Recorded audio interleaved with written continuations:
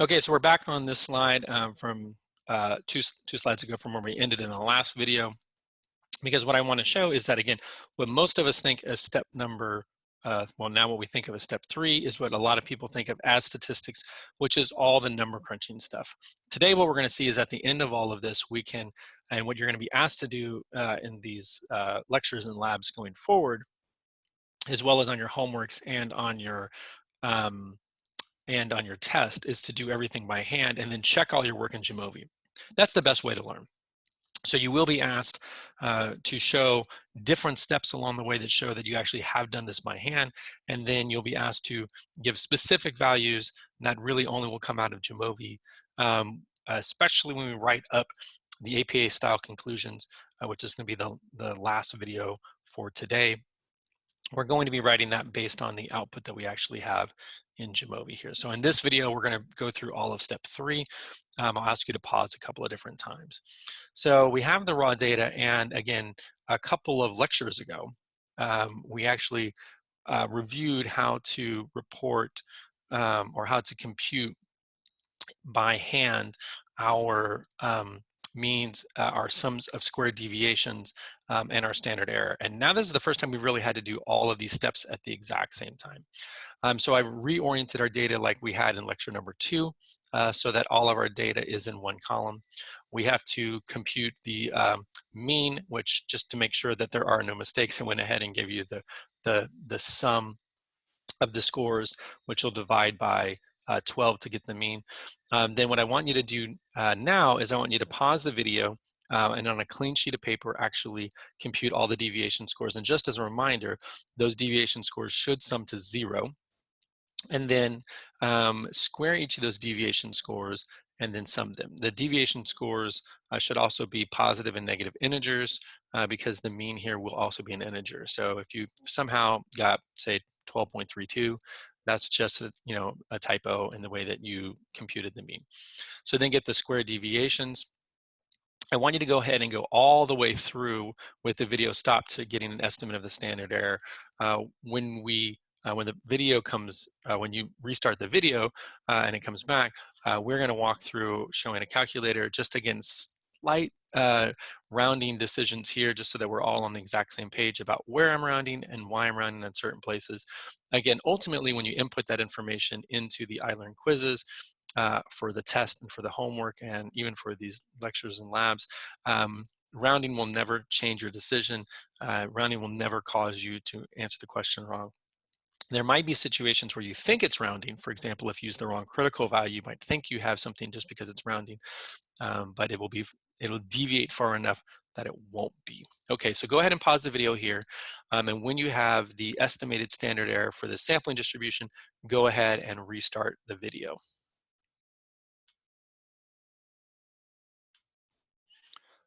Okay, and now I have set up the slides, and if you can see over here a small calculator, this is just made easy. You can download it if you have a Mac. I use it just because I want to show you again, if we were in face-to-face, we would talk a little bit about just using simple rounding rules to make sure that we're all on the same page. Again, I only do this because I want to make sure that people don't get frustrated if they have slightly different rounding answers from other people. But again, the general rule is that we have 2 significant figures along the way. Most of the time, that's going to mean 2 decimal places. So again, it ultimately doesn't often change the substance of what you're doing. So the first thing that you'll see is we have here you can begin to check your work that you should have by hand. So here's each our deviation scores. So we get a mean number of times that they said thank you of 17. So obviously 16 minus 17 is -1, 11 minus 17 is -6, 25 minus 17 is 8. Here's all the deviation scores. I want to always emphasize this. If you have to do something by hand, you should definitely check to make sure that they sum to 0. We all make arithmetic mistakes. Nothing is more frustrating than making a simple arithmetic mistake and thinking that you actually have done everything right, and then you have to, come way over here and make a decision later.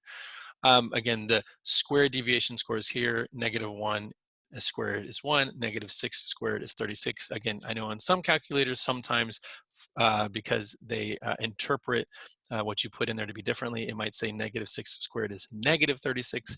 There are no deviation scores that are squared to ever be a negative number. These should all be positive numbers. What the calculator is doing in those situations is taking 6, squaring it, and multiplying it by -1. It's a very odd rule. The TI-80 series tend to do that. And then we get a sum of the square deviations of 1,136. So we can take that 1,136 and divide it by 11, which is degrees of freedom first. I want to show that first. And so that gives me 23.27, right? So here's my third decimal. I'm going to drop this. Again, if you keep these or in memory, or if you enter the data set into a TI-80 series, you might end up with a slightly different answer.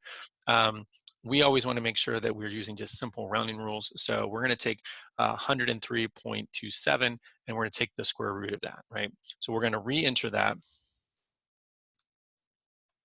And we're going to take the square root of 103.27, and we're going to see that the standard deviation, once we take, the variance and take the square root of, we get 10.16. Again, here's the 2 at the third decimal place. We'll drop this off, and we end up with 10.16 is our standard deviation, right? So that's how I ended up with 10.16. Again, if you happen to have, because of what you did, I think it's unlikely, I think I've tried this a couple different ways, end up with 10.17 or 10.15.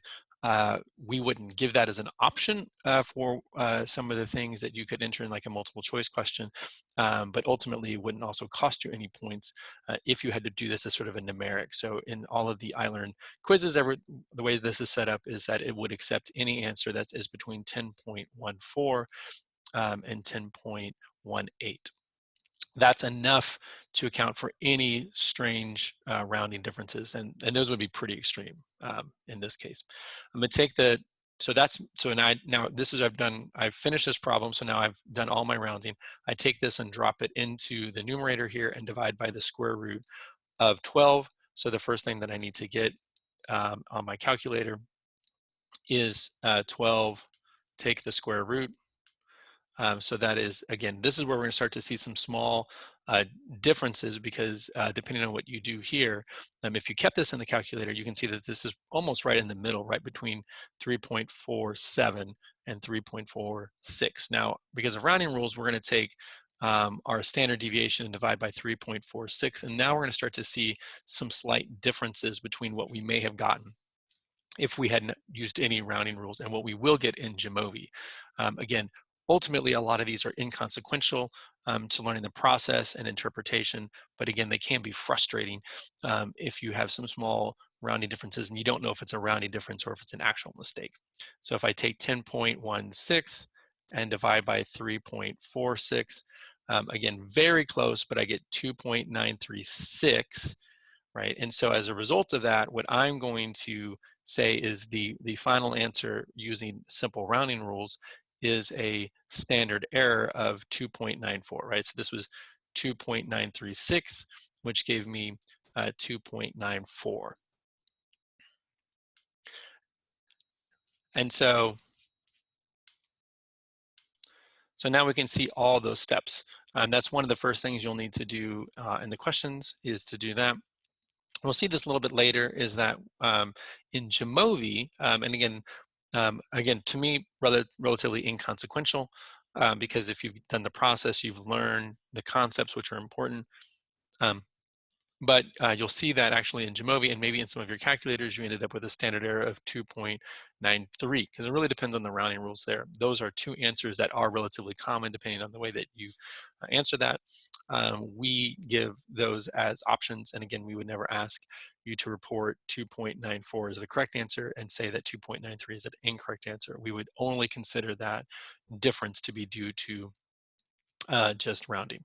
So what we see is, again, we're starting to build down here the way that we're going to write out our conclusion, right? Our APA style conclusion. So on average, participants in the gratitude condition had higher, there's our descriptive statement, right? They had higher daily appreciation. The mean is 17, the standard deviation is 10.16. Some APA recommend or even ask you to report the standard error, though, because you'll know the sample size, that's not required, compared to the general public, which was a population mean of 14 given to us at the beginning of this. Okay, so now we have actually all the different descriptive statistics that we needed for the first step of step 3. And now as we begin to move forward, we're going to see a couple of things that are important. So when we compute our t-test, we'll notice that, again, this is going to be the very first time that we've actually computed a t-test and it doesn't fall in the rejection region. So I want to highlight that on our whiteboard. So again, after we have computed the mean and standard deviation, let's give myself a little more room here, we can get the standard error. So I'll put frequency up a little higher. So the mean was 17. The standard deviation was 10.16. The estimated standard error ends up being 2.94. And so again, we can get an observed t-value, which is step 3. Unfortunately, it gets a little crowded on these whiteboards, but so we take the mean from our sample and subtract from it the mu in the known population, which again is also the mu that I'm assuming in the null hypothesis, but I don't like to write mu1 here because then it looks like I know what that population mean is, divided by the standard error. And so my observed value is 17 minus 14 divided by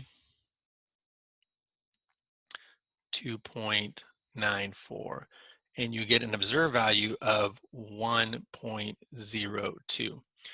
Now, if I come over here into my t-distribution, I can see 1, so 17 is obviously going to be on the right side of the distribution. Now, the real question is, am I far enough over in the rejection region to say that this is evidence well beyond what I would have expected just based on sampling error, right? So I almost always start with sampling error as my default explanation for any variability. In this case, though, I'm only going to end up with an observed value that's right about here. That's where the t observed ends up being. All right, so my t observed from the data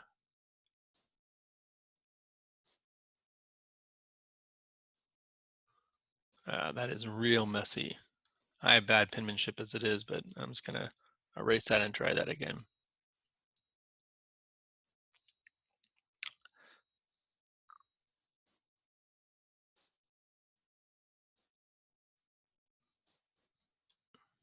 .02.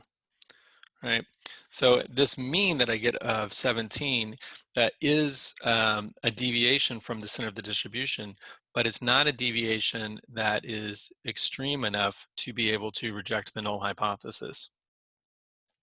Right, so I will attribute this deviation to just sampling error. I will ultimately retain my null. I'll say, you know what, I don't have enough information to reject the null hypothesis.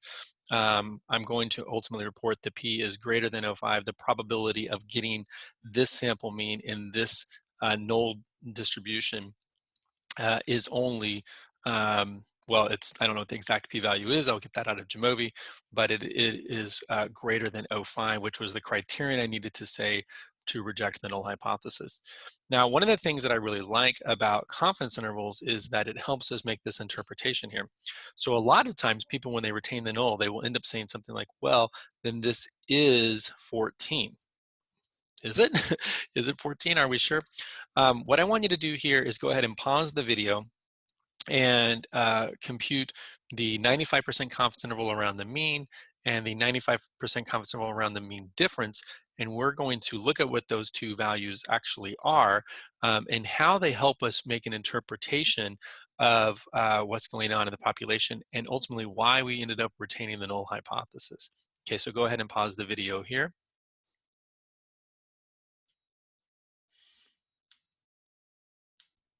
Okay, so hopefully you've computed the two confidence intervals. And again, I want to show those confidence intervals in light of some changes here. Now, in APA style, we're failing to reject this null, we're ultimately effectively required to retain the null. Right. You'll notice that there are two important differences, and this is one of the things I do like about doing online homeworks and quizzes and tests and things like that, is that I can just change a little bit of the language here, and I don't have to worry about all of these different types of words here, right? So look at how retaining the null made a slight change on the way that we interpreted this result. So the difference, so we reported the difference, and now we're going to report that that difference is not statistically significant. Sometimes people, knowing that results are not significant, make massive changes in the way that they write. I don't advocate for that. So in this case, there was a difference, but that difference was not statistically significant, and therefore and the reason that's not statistically significant is that the probability of this mean and that distribution of means is greater than 5% or 0.05. We'll see that actually when we enter the data into Jamovi. Now, again, in confidence intervals will help us interpret that, because what we have said so far is that we can't say that it is different from the null distribution assumption that it is 14, but we shouldn't say that it is 14. So now let's look at, again, hopefully you've already done this. If not, again, pause the video here if you haven't and go ahead and do the 95% confidence intervals. Okay, seriously, hopefully you did that. All right, so now let's go and look at those two confidence intervals and see how that changes our interpretation when we retain the null hypothesis. Okay, so again, we've been using these formulas for a couple of weeks now. Started all the way back with the single sample 95%, 90, 95%, 99% confidence intervals around means, then added into it the mean difference. So we take the mean and we go up and down the critical value times the standard error. The critical value here is 2.201. The standard error is 2.94. Again, if you get slightly different numbers here, you could get this to be probably anywhere from 6.45 all the way to 6.47. Those are actually values that you get depending on sort of the rounding rules that you use. We won't give you those as options if it's a multiple choice. We will make sure that those are not the way that you would enter that information. Now, one of the things that you'll notice is that the null hypothesis was that my mu sub 1 was 14. And look at what my 95% confidence interval says my population mean likely is. I'm 95% certain that the population mean is no less than 10.53, and it's no greater than 23.47. Don't miss the important piece of information here. We've been talking about this ever since we've started to do significance testing, that the interval, if it captures what is assumed to be true by the null, is ultimately going to tell us that we should retain the null. So why am I retaining the null here? I'm retaining the null because one of the reasonable population means is what the null hypothesis said it was. So I'm not saying that the population mean is 14.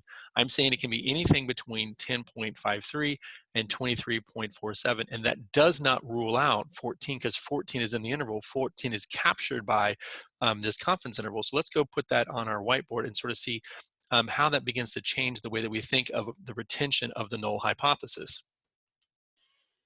So this has been what we're working. So now let's go ahead and again, we don't know what the population mean is post-intervention. Let's give ourselves a little more room and write in this information here. So again, our computed confidence interval is that I'm 95% certain that this population mean is no less than 10.53 and no greater than 23.47. Now compare that to 14, because remember the null hypothesis says that this population mean is 14. The reason that I retain the null is that 14 is in the interval that I'm 95% certain that this population mean is between, right? So 14 is in this interval. That's why I can't reject the null. I can't say that I'm 95% certain it's not 14. That doesn't mean it is 14. It just means that 14 is a reasonable number for this population parameter to ultimately be. What I would need to do to become more certain about the conclusion, and I've talked about this a little bit, and I feel like psychology may be getting there, it's not quite there yet, is that one of the arguments you might make is that this interval feels too wide. The reason I'm retaining the null is because 14 is in the interval. It's reasonable as a population parameter given the data that I have. That doesn't mean it actually is 14. Right? Let's think about this when we get, what we should be doing in the future though, is we should be trying to shrink up that interval, and hopefully in a perfect world, we'd have tons of data and it would shrink around to where we might, I mean, we'll never get it to be exactly 14, but what if we got a confidence interval that is, you know, 13.98 to 14.02, and 14's in the middle of that confidence interval, you'd be like, well, I'm retaining the null, and I'm also pretty certain that these are pretty close to each other, right? Now let's go look at our 95% confidence interval around the mean difference. So we talked about why we cannot reject the nulls because 14's in the middle of this, but I really like, and this is some of the language you'll begin to start to see when you read APA style conclusions, especially when we start to get to independent and dependent samples t-test. Look at the confidence interval around our mean difference. Right, so our difference is 3 points, right? It's to the right of the distribution. Now I'm going to compute a 95% confidence interval around this difference of 3, which will take the critical value, multiply it by the standard error, and that will ultimately give me this interval.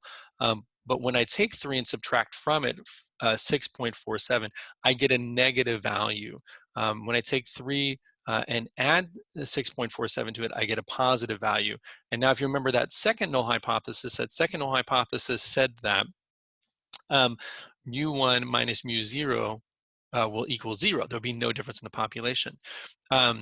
No difference is one of the reasonable statements that this interval allows for, right? So, but think about this contextually. So this negative value means that I'm 95% certain that people in the intervention were actually less grateful, right? That's the only way I could get a negative value, is that if my mean was less than mu sub 0, so if this was, say, 10.53, which is my lower limit estimate of what the population parameter could be, that would be actually saying thank you less than average, and that's what would give me a negative value. So qualitatively, this negative value actually tells me that I'm 95% certain that the lower limit of the difference is that people in the intervention were actually less grateful. That's how I would get the negative value. And you'll also hear in my voice why it's so important to get those qualitative statements in our descriptive statistics.